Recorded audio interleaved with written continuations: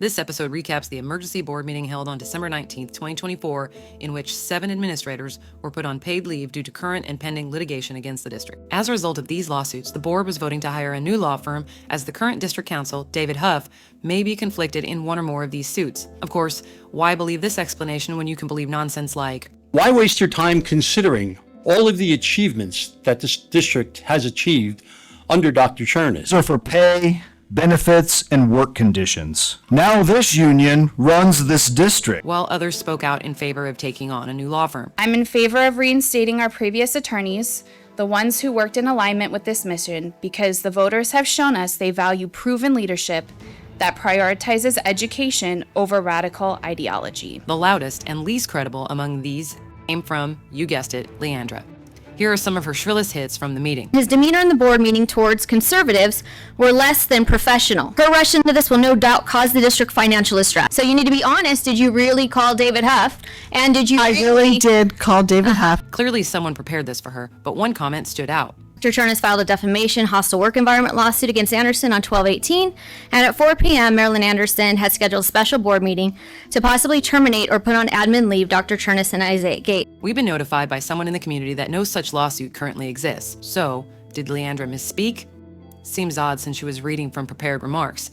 Or was she lying to make it look like her best boy Alex is a victim of retaliation?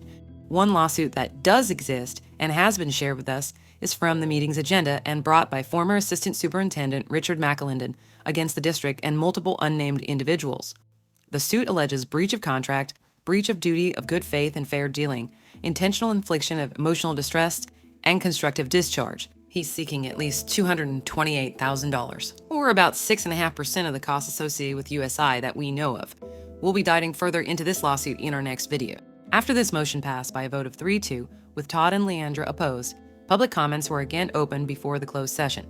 There were those who supported the board's actions and those opposed, but one comment had an impact on us despite its imploring tone.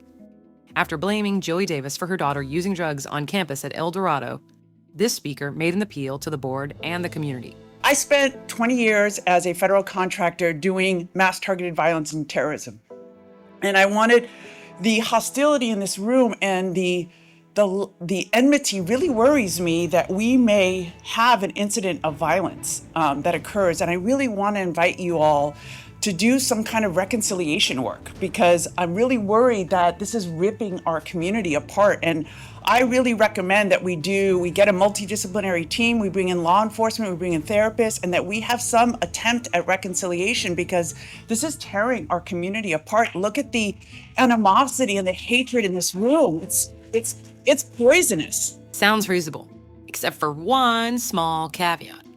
Here's her husband earlier in public comments addressing trustees Anderson, Buck, and Quintero. After 4 decades of law enforcement, I've looked eye to eye to child molesters, rapists, murderers, and I'm not sure, between the 3 of you, Quintero, Buck, and Anderson, that I've seen more soullessness in anybody else than the 3 of you. That's right, ladies and gentlemen. None other than Andre Jimenez, aka Andy Falco, telling the women in the majority that they're more soulless than rapists, murderers, and child molesters because of a vote on a school board. So, when Ms. Miramati pleads with the board to find ways to reconcile using therapists and law enforcement, maybe she and Andre should get their house in order first. And while they're at it, maybe they can talk with someone else close to them who does her fair share of dividing the community as well.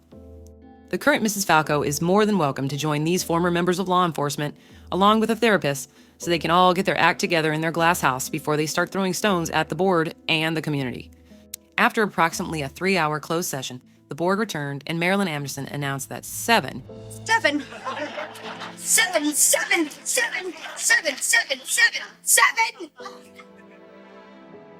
administrators, including Chernis, Gates, and 5 others, were being placed on paid administrative leave pending an independent investigation.